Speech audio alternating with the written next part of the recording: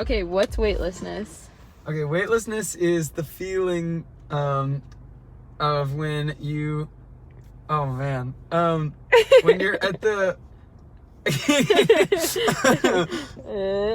if you like are shot up, like in the air, and they're like right at the apex when you stop moving, but you're not falling yet, that's weightlessness. You have no weight. When you have no weight, that's what you think weightlessness is?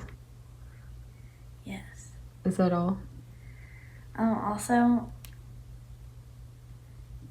you do have some weight. Okay. Cool. Thank you.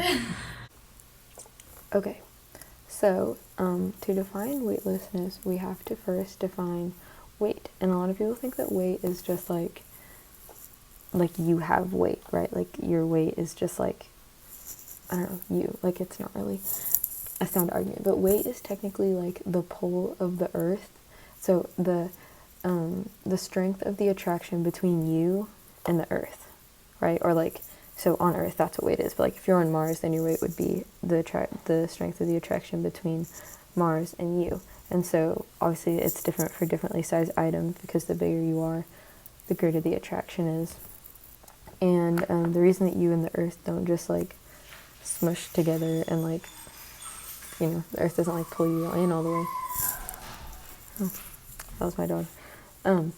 Is that there are reaction forces or normal forces that are equal and opposite according to Newton's law, and equal and opposite, and that prevent you from like being sucked down, right? So the reaction forces is what like you feel. Like I'm sitting here, I think like I don't feel my weight kind of like pulling me down. I guess it's kind of like the reaction forces you feel, if that makes sense. So you feel both the force of gravity pulling you down and the reaction forces, right? So that's what creates weight.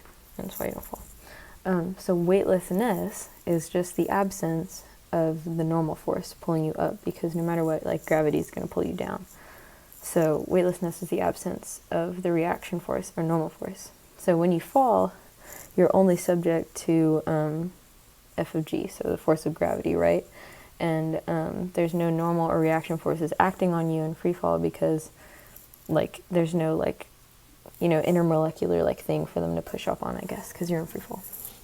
And then also in weightlessness, it's important to remember that there's no air resistance.